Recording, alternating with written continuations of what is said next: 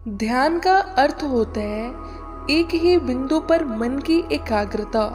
और जिस दिन यह बिंदु भी खत्म हो जाए, अर्थात शून्य विचार, वही योग की अंतिम स्थिति है, अर्थात समाधि।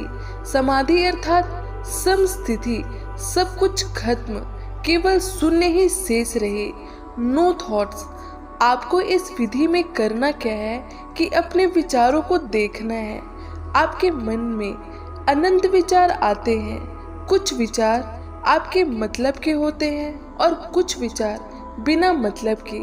लेकिन जो विचार बिना मतलब के होते हैं, मन उन्हीं पर जाकर एकाग्र हो जाता है। कुछ देर सोचकर फिर आगे बढ़ जाता है। यही प्रक्रिया पूरे दिन चलती रहती है। बस आपको करना क्या है कि जो विचार आपके मतलब के हैं, उन्हीं पर ध्यान फोकस करना है। बिना मतलब के विचारों को इग्नोर करके चले जाएं।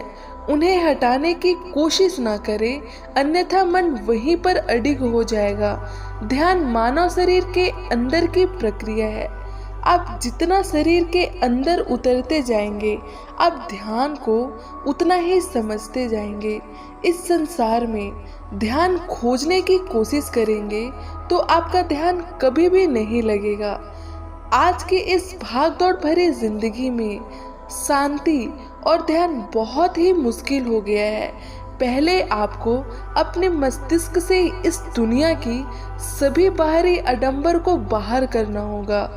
इसके बाद ही आप अंदर की यात्रा शुरू कर पाएंगे। अन्यथा आप इस संसार के आडंबरों के विचार में ही उलझ कर रह जाएंगे और कभी भी ध्यान को नहीं समझ पाएंगे। अब बात है ध्यान कैसे लगाया जाता है।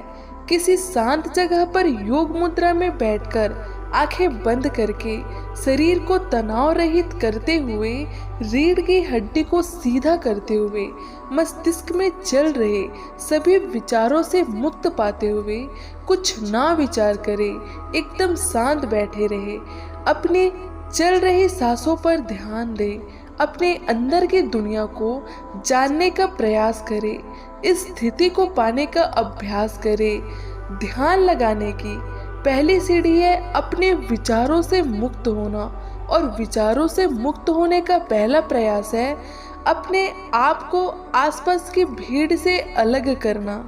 शुरुआत में अपनी कुछ सांसों के समय तक अपने दिल दिमाग को विचारों से मुक्त रखने का प्रयास करें। निर्विचार की स्थिति में आंखें मूंद कर बैठे रहे। फिर धीरे धीरे निर्विचार रहने की समय सीमा में वृद्धि होने पर आप ध्यान की तरफ अग्रसर होते जाएंगे। अपने अभ्यास से आप गहरे ध्यान में प्रविष्ट हो जाएंगे। ध्यान का मकसद अपने आप को जानना है। इंसान हमेशा बाहर की ओर देखता है, इसलिए आपको दूसरों के गुण दोष दिखाई पड़ते हैं। अपने भीतर झांकने का प्रयास ध्यान साधना है। अपने अंतर मन से साक्षात्कार ध्यान के द्वारा होता है। इससे चित्त की शुद्धि होती है और मनोविकार दूर होते हैं। सत्य असत्य का ज्ञान होने लगता है। जीवन की नश्वरता का एहसास हो जाने से मृत्यु का भय दूर होता है। जीवन में शांति और सहजता आती है। मेडिटेशन करने के कुछ फायदे हैं, जैसे कि यह हमारी त्वचा के लिए बहुत ही लाभदायक होता है, क्योंकि इसका सबसे ज़्यादा उपयोग हमारी त्वचा की मांसपेशियों और हमारा श्वसन तंत्र करता है। इससे हमारी त्वचा में कसावट आती है और झुर्रियाँ दूर होती है। त्वचा में निखार आता है और उम्र के साथ त्वचा ज़्यादा दिखती है। इसका दूसरा फायदा है श्वसन संबंधित रोगों का दूर होना, क्योंकि इससे हमारा श्वसन तंत्र ज़्यादा सक्रिय रहता है। इसलिए सबसे अधिक फायदा भी हमारे श्वसन तंत्र को ही मिलता है। यह हमारे फेफड़ों को मजबूत बनाता है और शुद्ध हवा का संचार हमारे फेफड़ों में होता है, जिससे फेफड़ों का सभी रोग जड़ से गायब हो जाते हैं। तीसरा फायदा है रोगों से लड़ने की शक्ति प्रदान करना। मेडिटेशन के अनेक ऐसे उदाहरण हैं जिससे पता चलता है कि मेडिटेशन से अनेक लोगों ने रोगों से मुक्ति प्राप्त की है। मेडिटेशन से जिन लोगों की याददाश्त की समस्या है या जिनको मनोरोग है, उनको भी चमत्कारिक लाभ होते हैं। इसलिए ऐसी समस्या वाले लोगों को मेडिटेशन करना चाहिए।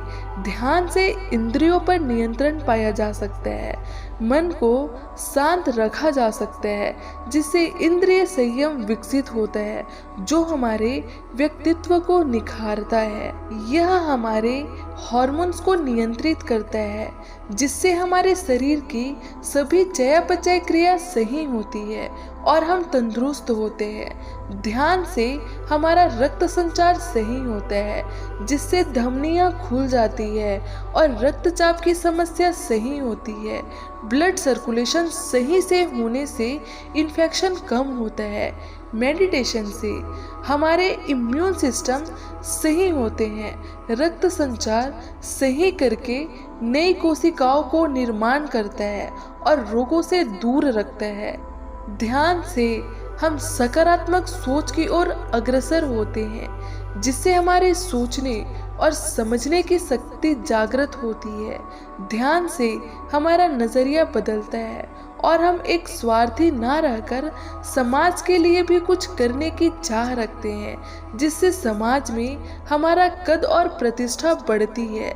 ध्यान में सफलता हासिल हो रही है या नहीं, ये आप अपने खुद के अनुभव के आधार पर पता लगा सकते हैं। जैसे कि ध्यान में बैठे बैठे खो जाना और खुद के होने का एहसास ही ना होना। ध्यान में बैठने के बाद बाहरी हलचल को महसूस नहीं कर पाना, अचानक ही उठ जाना और उठने के बाद ये एहसास होना कि आप गिरने वाले थे, शरीर में किसी के रेंगने का एहसास बढ़ जाना, संपदन बढ़ जाना, जो कि आपकी चेतना बढ़ने का साइन है। ये अनुभव ऐसे होते हैं जिन्हें आप नोटिस कर सकते हैं।